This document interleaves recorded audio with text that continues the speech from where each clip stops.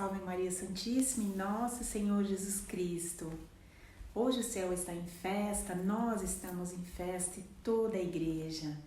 Comemoramos o aniversário da morte de São Francisco de Assis, o nosso fratello, doutor da igreja, padroeiro da Itália, junto com Santa Catarina de Siena. Vamos voltar um pouco no tempo e assistir esse vídeo com muito carinho que eu preparei para vocês. Mas antes, deixa um joinha aqui vocês gostando e aproveite fazer a sua inscrição, ativando o sininho para receber as notificações. Porque da vida deste menino, que era de uma família abastada, tudo mudou desde quando ele queria ser cavalheiro até quando entrou uma guerra em Perugia, na cidadezinha de Assis. Era 1202 e o ódio aumentou a causa da aliança de Perugia com os guelfes, enquanto Assis participou e apoiava a fração gibelina. E assim, durante a guerra, muitos jovens que participaram deste conflito vêm sido capturados e trancados em uma prisão em Perugia, inclusive Francisco. Após um ano de prisão, que foi exatamente o seu caminho da conversão, ou seja, de viver na joia, de poder estar a sós com Jesus Cristo na sua intimidade de coração. Após um ano, seu pai pagou a fiança e ele volta para casa. Francisco já não era mais o mesmo. Ele estava em absoluto encontro com si mesmo, até que um dia ele quis subir até o campanário da igreja e destruir com as baladas fortes do sino, chamando a atenção de várias pessoas. Ninguém ao certo sabia. Clara foi uma das primeiras que foi olhar. Era uma maneira de ter um grito de liberdade e de desprender. Para que um campanário tão grande numa torre? Certamente o seu pai pagou muito furioso, mas Francisco queria gritar, dizer ao povo que o que o inspirava eram os doentes, os leprosos, os marginais. Aquela compaixão seria transformada por uma verdadeira e própria febre de amor em direção ao próximo.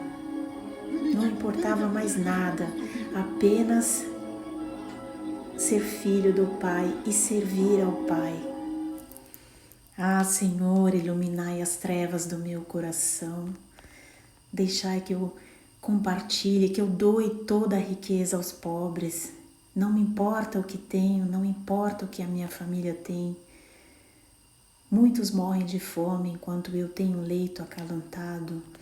Muitos têm sede enquanto eu tomo vinho, Senhor. Os pobres, os ignorados, precisam muito mais do que eu. Ah, meu Jesus, o quanto demorei para acordar. Que alegria de poder partilhar com todos. Após seu pai, o senhor Bernardone, aprisioná-lo em casa, decidiu denunciá-lo ao cônsule para fazê-lo aprisionar, para mandar prendê-lo.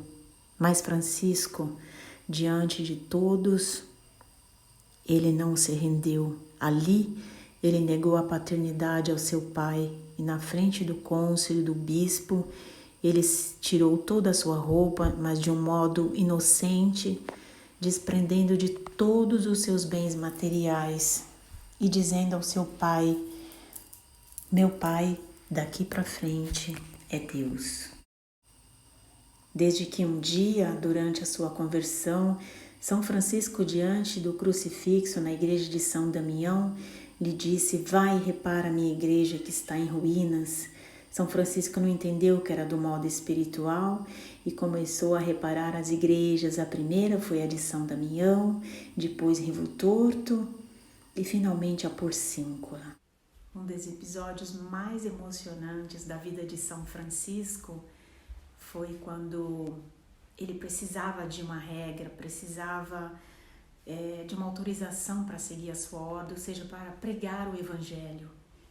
E era um período muito confuso, de ordens confusas, dominicanos, enfim, beneditinos, né? Tinham muitos, ninguém sabia na verdade qual era a ordem certa, mas o pobrezinho que vivia na pobreza, a humildade de São Francisco, gente, quando ele foi a primeira vez até o Papa Inocêncio III, ele residia na Catedral de Roma, que é a Basílica de São João em Latrão.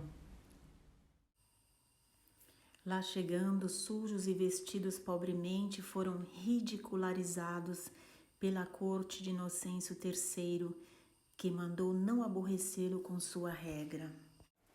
E aí, já ele estava vivendo no Rivo Torto, que é a terceira igreja construída pelas suas próprias mãos. O Papa mandou chamá-lo. E aí ele voltou a Roma.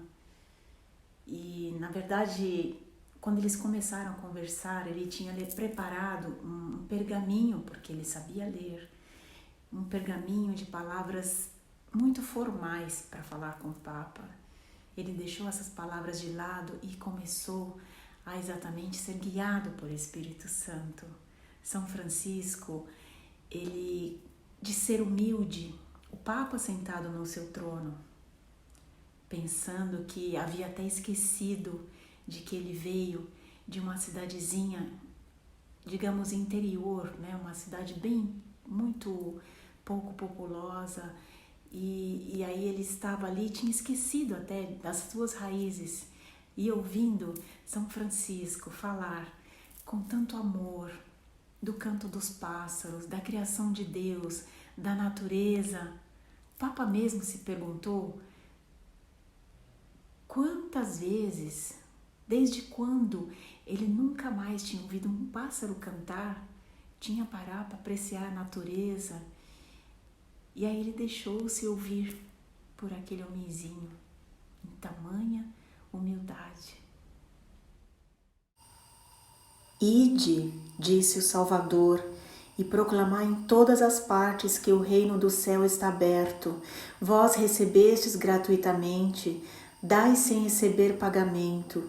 Não leveis nem ouro, nem prata, nem cobre em vossos cintos, nem uma segunda túnica, nem sandálias, nem o cajado de viajante, pois o trabalhador merece ser sustentado. Em qualquer vila em que entrardes, procurai alguma pessoa digna e hospedai-vos com ela até partirdes. E quando entrardes em uma casa, saudai-a. Se a casa for digna, desça sobre ela a vossa paz. Mas se não for digna, torne para vós a vossa paz. Seus anos finais foram passados em tranquilidade interior. Seu amor e compaixão por todas as criaturas fluíam abundantes, ao mesmo tempo que ele experimentava repetidas visões e êxtase místicos, falava com os animais, fazia outros milagres, continuava a percorrer a região em pregações e multidões acorriam para vê-lo e tocá-lo.